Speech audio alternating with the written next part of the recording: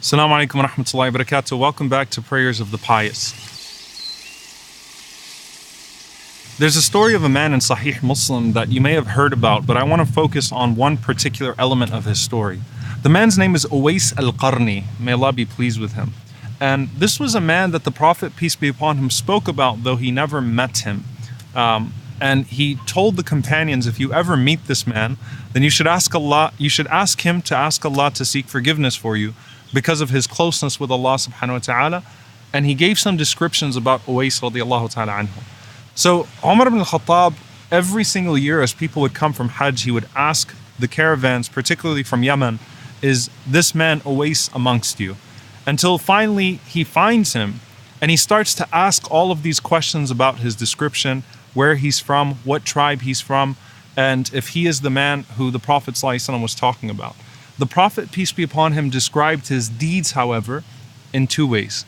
He said that this man had leprosy, and he asked Allah subhanahu wa ta'ala to cure him from that leprosy except for the size of a coin, except for the size of a dirham. And this was a man that used to be generous or used to show extreme obedience or would show extreme obedience to his mother. And because of the obedience he showed to his mother, Allah subhanahu wa ta'ala honored him.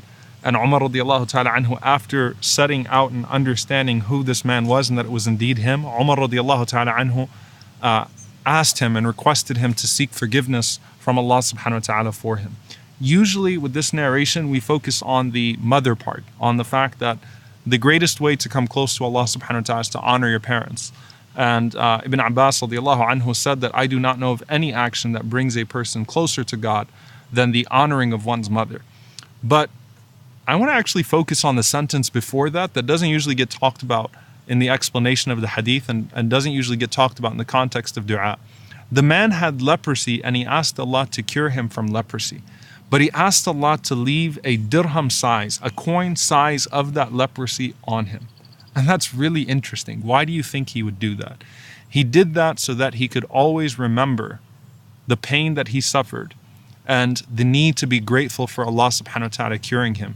And he wanted that to always be a reminder for him. And that's a very powerful example of character that many times we call upon Allah in our desperation. We ask Allah to remove that hardship from us. But as you know, and we make promises to Allah subhanahu wa ta'ala, but as soon as Allah removes that hardship from us and we make that promise to Allah subhanahu wa ta'ala, we become heedless once again and we forget not only the blessing of the removal of that hardship, but we forget the promises that we made to Allah subhanahu wa ta'ala. But this is an extraordinary lesson that when you're calling upon Allah subhanahu wa ta'ala and asking for Him to relieve you of a hardship, ask Allah to also maintain the lesson of that hardship for you, because the closest you are to Allah is often in your deepest moments of vulnerability and hardship, and you don't want that to leave you. Because many times when Allah subhanahu wa ta'ala takes something away from you, He gives you something better. And the greatest thing that Allah can give you in exchange for something you lose of this world is Himself. And that's what Uwais al-Qarni gained in his hardship, that deep relationship to Allah that he never wanted to forget, even as he wanted to be cured from that leprosy. May Allah subhanahu wa ta'ala grant us that humility. May Allah relieve us of our hardships, but not allow us to forget the lessons that we learn in our hardships. And may Allah subhanahu wa ta'ala grant us the best of this life and the next. Allahumma ameen. Jazakumullahu khairan. See you all next time, inshaAllah. Assalamu alaikum wa rahmatullahi wa barakatuh.